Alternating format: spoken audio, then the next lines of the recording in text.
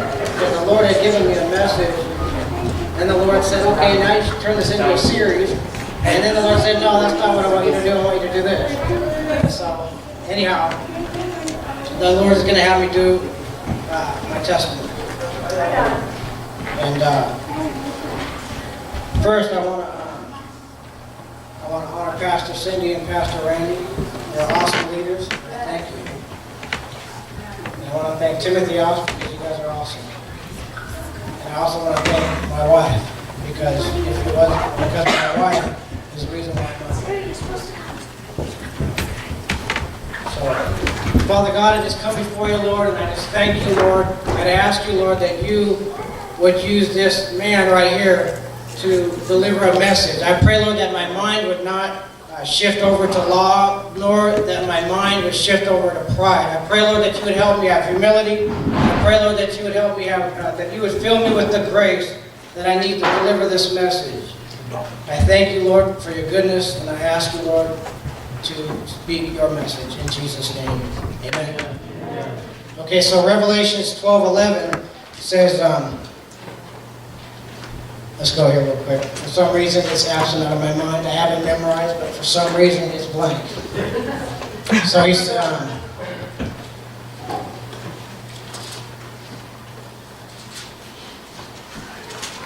says, they overcame him by the blood of the Lamb and by the word of their testimony, and they did not love their lives unto the death. Amen? God has called us to give our testimony. And he has also said, he says this, they did not love their lives unto the death. Amen? It's those who do not shrink back. See, on the top of the list, it says, the ones that are going to be thrown into the lake of fire are the cowardly. And those are the ones that shrink back and go back to their old way of life. And so, praise the Lord. Let's, can I have you guys repeat this? He gives a good record. He gives a good record. Amen. Okay, so a testimony in the Greek, there's a couple words that it gives: a record, a report, and a witness. And my personal definition of a testimony is a record of events in the life of a believer that proves the involvement of God in his or her life. Amen. And now a testimony, I believe, is a foundational teaching. It is something that, this is an experience that you have had. This is something that you have authority to speak. Nobody else can speak it like you because you're the one that experienced this. Amen. This experience. And so I'm going to go from, okay, so in John 10:10 it says, the thief comes to steal, kill, and destroy. Yes. But Jesus said, I have come that you may have life and life more abundantly. Amen. Let me tell you something. The devil doesn't like to be exposed. He's getting exposed tonight. Sarah exposed him, and we're going to expose him tonight. Okay, now he starts from infancy. Okay? He's out to come and get us from the beginning, from the day we are born, the day we enter into this world and we take our first breath, he is out after us. Amen? Yeah. And we can see that through, in Moses. Moses was born after 3 months. It said, well, before he was being born, the scripture says that all throughout, the Pharaoh had made a decision, I'm going to kill all the baby boys. And the reason for it is because in the spirit realm, they knew that there was a deliverer. There was somebody going to come that's going to set the captives free. Yeah. And we see the same correlation when Jesus comes in the scene. We see Herod decided, okay, well, I heard there's this child, the Savior. But really, behind the scenes, there's something going on that we can't see. And so, from infancy, the devil is trying to destroy us. That's why we have abortion going on, because there are many people that God wants to use. Amen? Amen. But the devil is trying to hinder the plan of God, but he will not. Amen. And so, all throughout my life, from the beginning of my life, I was in a dysfunctional family. My parents were alcoholics. My family was, in the beginning they were alcoholics, and there was a lot of violence. My dad ended up getting in a shootout with the police. My grandma stabbed my grandpa. I mean, there's things that, every time we got together as a family, for whatever event it could be a birthday or whatever, there was always some type of fight. It always ended in some type of fight. And that's how I was raised. I was raised in that type of environment. And so, I mean, we've all been, we've all have been into some, into that dysfunction to some extent.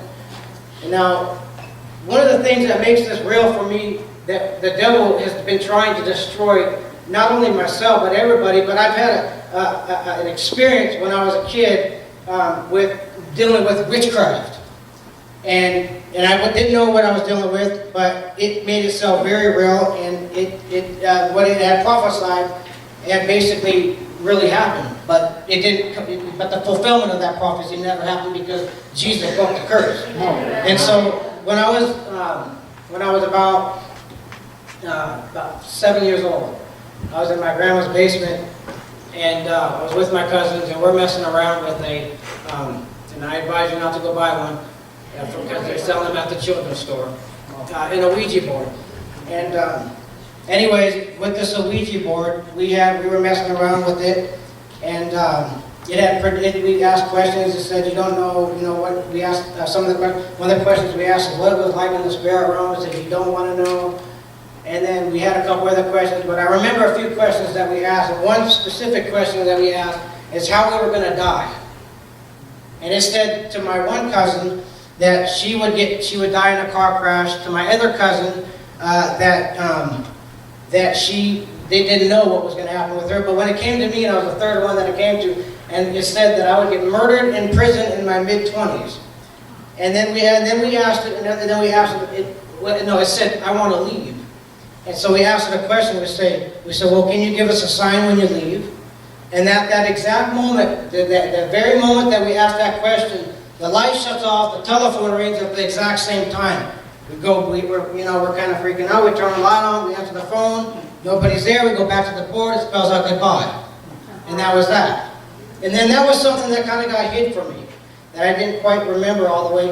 It came back here and there, but it kind of got blocked. Because Satan will kind of he'll take it to where it seems like he takes things and blocks things in your memory. And then things come back, or the Holy Spirit brings them back into remembrance. And so anyways, a couple weeks later, I would say probably about a month later, it seemed that because the devil does his work, but God has his work. Yeah. And so I remember a couple weeks later, I went, something just like spoken in my spirit, spiked in my spirit, go see this lady, go see this lady. And I said, okay, well, I'm going to go. Because my cousins were prompting me, let's go down and see this lady, my friends or whatever. But little did I know that there was a lady there that was prophesying.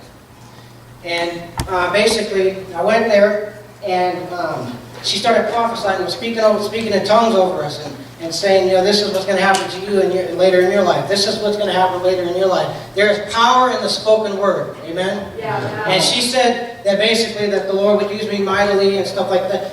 And that always stuck out to me, that right after this prediction, this demonic prophecy, there is now a prophecy that was given by God. Amen. And so, but I'm going to come back to that later, because some of those things take place later in my life as I progress in this. Okay, so in 1 Corinthians 15:33 it says, bad company corrupts good character. Amen? And for me, I was always, my parents didn't, they were doing, drugs, and they were alcoholics, and there wasn't a whole lot of accountability. And so I was searching for answers, as a child. As about, 10, well, I'd say about in my early, 12 or 13, I'll call it, my troubled teens. And so, anyways, man, I'm not a man with many words, and I'll tell you what, I need a drink of water already.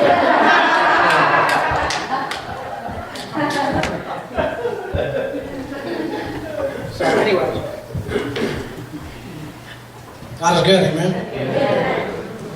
Okay, so I was really what I was looking for. I'm looking for love. I'm looking for to be accepted. That's what we're all looking for. We're looking for acceptance, Yeah. And so what I ended up doing is I ended up getting involved with the wrong crew, and basically we went and we would run, amok. We would go around. They called us the Pee Wee Gang. We had little bicycles, and we would ride around the streets. I know I'm going all over the place, but praise the Lord. But anyway, we would ride around the streets and we would, get in trouble. We would, it started out small because that's how sin worked. I started stealing chromies, then we eventually moved into burglarizing houses and so on and so forth. I don't want to go into too deep with that. But anyways, that was what I was looking for. I just wanted to be accepted. I wanted to have love, and that's where I found love. And if where your love, that's where you're going to go. And so it was cool to steal. It was cool to burglarize. It was cool to fight. It was cool to smoke and drink. And anyhow, during that period of time, I had witnessed my friend's brother. I witnessed him giving his life over to God. He was involved in drugs and whatever. And I remember what had happened with him is he gave his life over to the Lord. And little does he know this, but because I used to work in the back of his family's restaurant. I used to stack the dishes, and as I was, still involved in, all this trouble, I remember hearing what he said. I witnessed his transformation. I remember witnessing from where he was to where he came. I remember he came into the store and he came into the restaurant and he grabbed a soda pop and he said, "Praise the Lord." And when he said, "Praise the Lord," there was something that happened. There's something like within me. My spirit leaped up, and I remember thinking, I want that. I want that. And so anyhow, basically, down the road, here I am, and I ended up getting we got drunk, and I ended up getting an assault, and a guy got stabbed, and I ended up going to Green Hill. And Green Hill is a juvenile institution for juveniles. And so what had happened from there, and so then, hallelujah, I'm getting all nervous. God is good. It's been a while. It's been about a year. But anyways, 2 Corinthians 5:17 says, "Therefore, if any man is in Christ, he is a new creation." Amen. Yeah. So while I'm in Green Hill, I set a calendar. There was I said, in 30 days, I'm going to give my life over to God. I'm going to start marking these days off. I'm going to act a fool. I'm going to sell cigarettes and be a fool for a little bit. But then I'm going to get on my knees and I'm going to decide to give my life to God all the way. And so I got on my knees at that 30 days, and I stepped out in faith, and I got radical with it. I walked out there in the unit. I said, I gave my life over to God. I want you to know, everybody that owed me cigarettes, I just want you to know your debts are canceled. Jesus loves you. Wow. Right? And then I just, the battle, though. It was a battle because here I am, I'm fighting to be the best I can be, And then what had happened is after about a month or two down the road, what had happened is I remember having this dream. And in this dream, I remember seeing myself, and I'm in this darkness, right? And what rises up out of me is this green, evil, ugly-looking me, and just kind of shoots away. And then what gets placed in me is this gold, shiny, gold-looking, happy-looking, goody two-shoe-looking me. Gets dropped into me, right? Well, the next day I ended up meeting the chaplain, the pastor, the chaplain that would come in, and he ended up talking to me, and I told him about my dream, and he gave me that verse. He said, "Behold, all things are new. You're a new creation." That's awesome. And so God was just confirming to me that I'm a new creation. Well, anyway, what time do I end? Look on TV. Okay, hallelujah. Anyway, so while I'm there, while I'm witnessing, or while I'm talking to the people about the Lord, I remember a friend of mine that was from the streets. His name was Kyle. I used to witness to him, right? And I used to talk to him about the Lord, and his name was Kyle. And I'm mentioning him for a reason.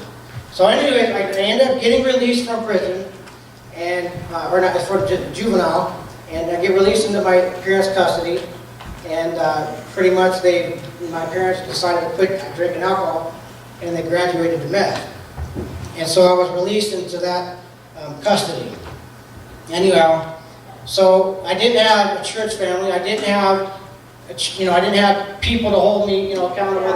Nobody was training me. That's the environment that I was released into.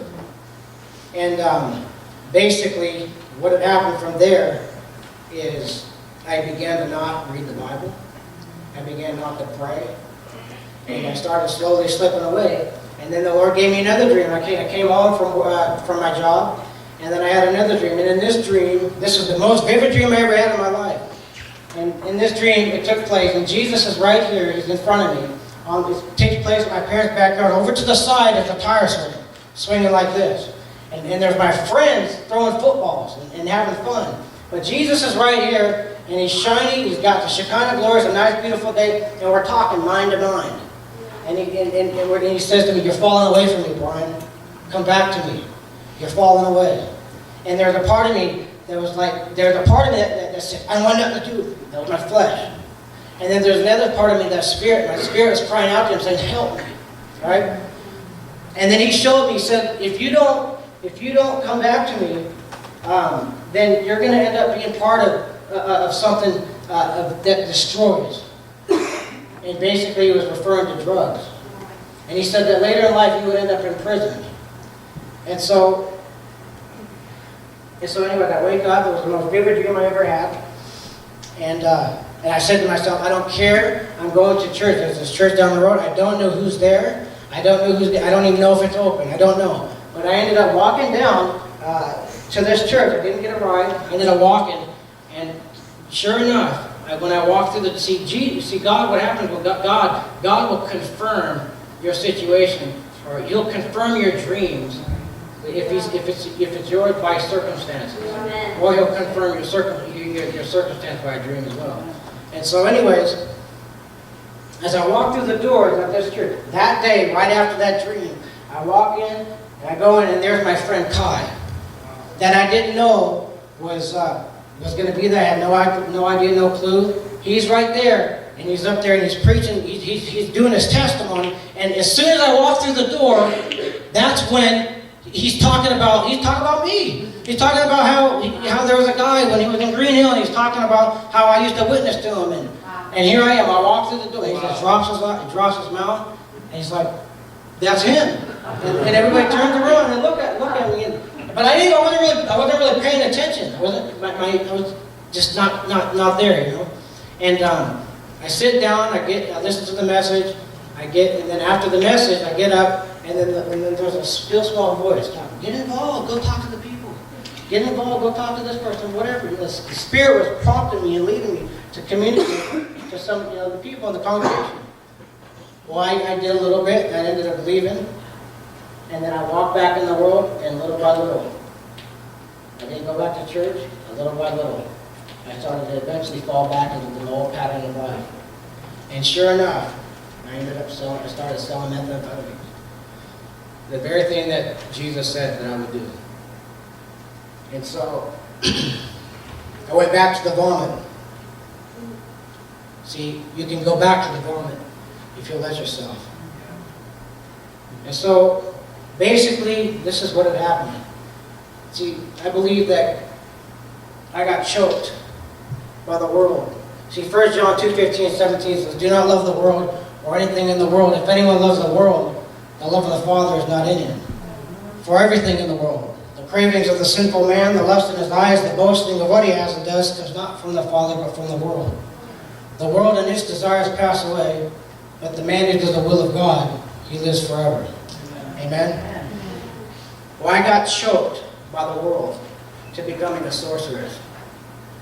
See, my parents graduated in meth, and it was like the enemy had prepared my home for his destiny, for me. And then I remember, as time progressed, as I was starting to make money and growing into this identity of being the man. And what had happened is, I remember having a dream. And in this dream, see, God speaks to us in dreams. He speaks to me in dreams quite often. And I remember having a dream of a man. And this man was going to offer me, like, there was this deceptive wisdom. This wisdom of like a dark art. I remember just how I portrayed in this dream. Well, sure enough, my dad introduces me to the guy that would help me make methamphetamines. He would train me and he would teach me. I would become his apprentice. If I sold it for him, he would teach me. And so that's what I ended up doing. I ended up becoming a meth cook, and a meth cook is a sorceress.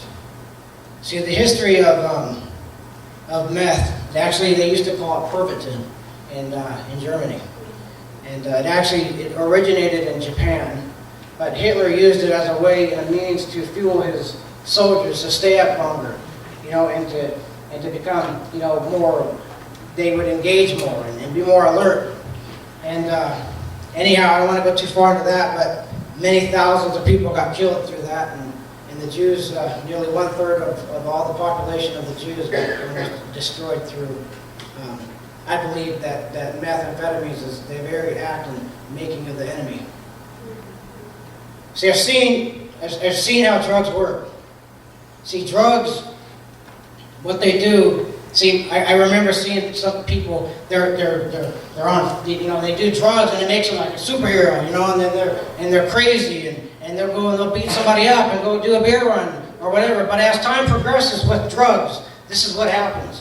They start their fight. Their life starts to get sucked out of them.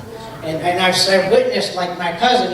He was the guy that would go around and he would rob people and just crazy.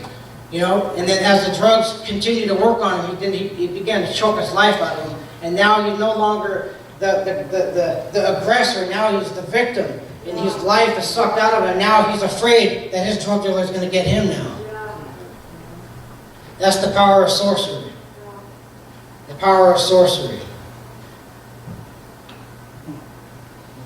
For the sorcery comes from the Greek word pharmakia.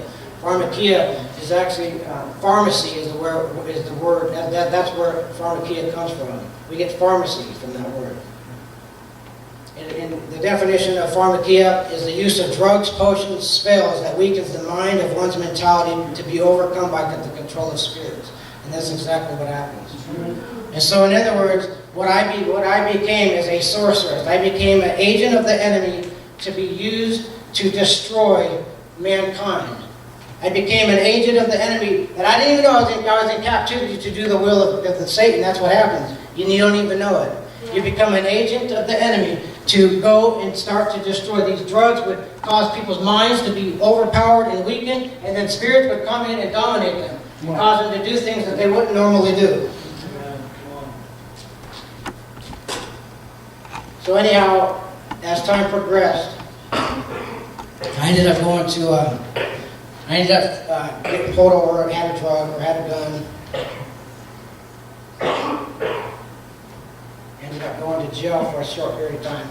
At this time, my ex-wife was pregnant with my son, or my daughter. I ended up going to jail, and I gave myself, I got on my knees while I was in jail again, and gave my life over to God again after about a couple of months being in there. And then I had a radical conversion again. And then I got out on fire for the Lord. I had all this gold on and everything. I'm going to the pawn shop. I took the bus. I ended up selling all my jewelry. Went and bought a bunch of Bibles, started handing them out the bus stop, at the people in the bus. And I was on fire for the Lord. I ended up getting married to my ex-wife, although I am very confident that the Lord had said no. And the reason for that is because, I went to the Green Hill pastor that I had got trained up by to an extent. I had asked him to baptize us or baptize me, and I went down. I got baptized, and then that day, and I also asked him, I'd like to see if you'd marry me and my soon-to-be wife. And he called me up a few weeks later, and he said, I discerned that the Lord told me to tell you no. I will not marry the two of you. But since we were, she was pregnant with my daughter, and I wanted to be the nice guy, and I felt like that was the right thing to do, I did it anyways. And what I ended up doing is getting married at the Enchanted Chapel. It was actually a witch that married us. And then when the storms hit, see, similar to Sarah's testimony, when you make methamphetamines, there's a teaching they call it PAWS, post-acute withdrawal symptoms, that after time goes on, from being off of the drugs, all these coping skills that you used to have when you used to do these drugs, the drugs are gone now. How are you going to cope with life? right? These drugs are gone. And so for me, for being a meth cook and putting all these chemicals and stuff like that in my body was starting to withdraw from me. And I actually, and I literally became insane. I literally became insane. My speech, I couldn't sleep. I was paranoid. I believed that I was on Brian TV. I believed that they were watching me with video cameras. And I was literally going to go to the news station and start telling them to quit following me around. I finally went to, I was literally insane. And couldn't sleep. And yeah, it was a mess. I was a mess. I ended up going to a psychiatrist, and he said, and I ended up taking these medications, and he told me, he said, you know, what would happen is you got a brain wound. And a brain wound is like a scab. You know, it takes time to heal. Yeah. Okay, and so basically I started taking these medications, and as time would go on, eventually I would get normal. But that's not what I did. I decided, what happened is my wife was not in the faith. She did not stand. She was not a woman that would stand in the storm because she didn't have faith. And basically what had happened is now, you know, in a sense, this is really what happened is she had prepared me for my destiny with the devil again. And my cousin got back involved in my life, and now I'm selling drugs again. And so I'm back into the dark. See, he don't give up on us. He's playing for keeps. That's what he wants. And so, what's interesting though is as soon as I started making methamphetamines again, I get normal. All the insanities, all the paranoia went away, and now I'm able to cope again.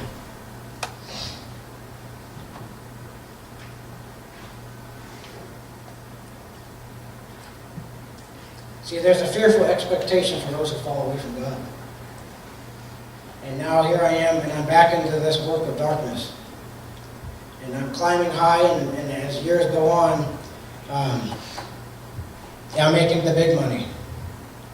And I got it going on. I'm the family leader, but I was a family leader that wanted to be needed. I was a family leader that was looking for acceptance. That's really what it was about. I wanted to be needed. And you know, the Christ way of being a leader is not to be needed, but to be succeeded. That is good. So good, brother. So as time progresses, I end up. I remember one day I'm in my garage, and the Lord, I believe the Lord came to me, and He says to me, "Stop doing what you're doing." And I remember I was all by myself in the garage, and I said to him, I said literally out loud, who are you? What are you trying to tell me? And I kept on hearing this voice in my mind, quit doing what you're doing. And little did I know, I was getting set up. And then about 3 weeks later, I would probably say, on November 7th, 2006, the SWAT team kicked in my door and took me down. And then they gaffled me up, and here I am in prison. I'm looking at prison, and I got 7 years for drugs and guns. The shortest way to humility is humiliation. And I lost everything. And I had to reflect on what I had lost. And all these things started coming back to me. The remembrance of the dream that Jesus showed me. I remember all these things started coming back to me. The demonic prophecy about you're going to end up in prison, you're going to get murdered in your mid-20s came back to me. And then as things progressed, my inability to cope returned. As the psychiatrist said to me at the mental health center when I was younger, he said, all what's going to happen is if you go back to doing meth, all you're going to do is hurt your brain and yourself more. And so I became even worse. And I literally ended up in the 3rd floor of Walla Walla. I was in a suicide room. I was taking medications. They said I was a schizophrenic. They said I had post-traumatic stress disorder. They said that I was manic depressive, and they said that I was an insomniac. And so I was on 4 different medications, Vesperil, I can't remember all 4 of them, but anyways, these were all just something to medicate, but it was a Band-Aid. It wasn't the healing, it wasn't the cure. The cure is Jesus. Come on, amen. And so, but I ended up medicating through running. I used to run. I would run and run and run. And I would run myself to a skinny, twig. That was how I medicated. And it's prison. I'm just a skinny, sucked up guy, and I'm in prison, running to deal with this brain wound, this mess that I was. And all the lies and all the condemnation that I was receiving from the enemy. And then what had happened on September, and now I'm going to get into this, I don't know if I'm going to finish this, but anyways, so I ended up going to the hole, and I got on my knees and I said, Lord, I don't know what to do. It feels like all these prophecies, everything is going to happen. It's going to happen. I'm going to die, something's going to happen, I don't know what's going on. I'm content to go to Western State, I don't know what's going on. And so I got on my knees and I made a very sincere commitment to the Lord. And then I ended up getting out. They released me back into custody, into population. And then about 3 weeks of commitment to the Lord, I decided, I just was going to church, I was praying, I was doing the best I could to serve the Lord the best I could. And then on September 17th of 2008, this is my birthday. This is my spiritual birthday. I was walking down the breezeway of prison, ended up going to the recreation yard, and I remember God spoke to me. And I was walking there, and everybody's going to the gym, and I remember God said to me, I'm going to do something with you. I have a plan for your life. And all these feelings of everything that you could ever want was just the Lord touched me, and I stopped, and I said, this is God. This is God.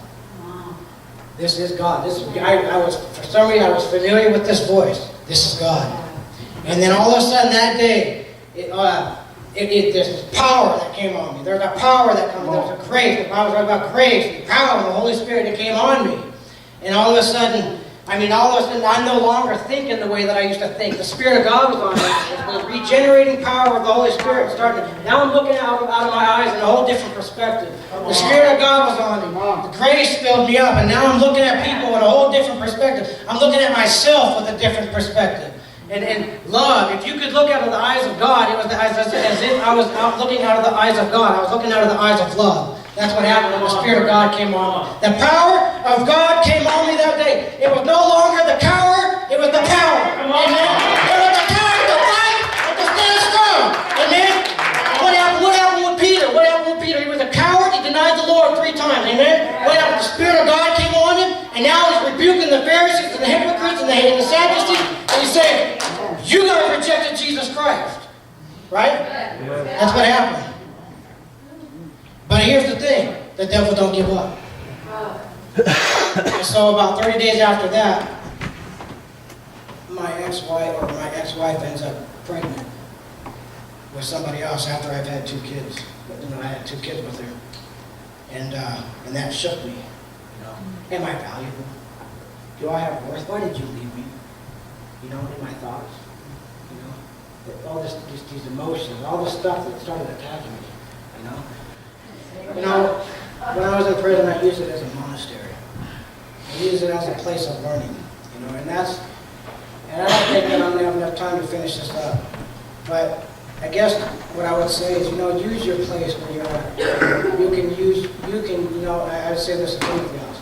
I'd say this to Ruth's house. Use your place as a place of knowledge, to learn, to grow in God. Just study. Get intimate with the Lord. Study the Bible. Get it downloaded in you. Because God, that's what God wants to do. He wants to. That's how you grow. What's Peter say? He said, desire the milk of the Word. The milk of the Word. He says, as a babe. What's a babe mean in Greek? It actually means no speak. If you don't have no Word in you, how are you going to speak the Word of God? Get the Word in you. And so, he doesn't give up easy, but he's got big plans. Amen. If you give him a shot, if you step in and you say, I want to go all in, he's there with you. He's going to guide you. He's going to train you. He's going to teach you by his Spirit. And he's going to train you up. Yeah. And I had so much more to say. I overdid myself. But it's been a blessing, and God is good. Amen. Good work.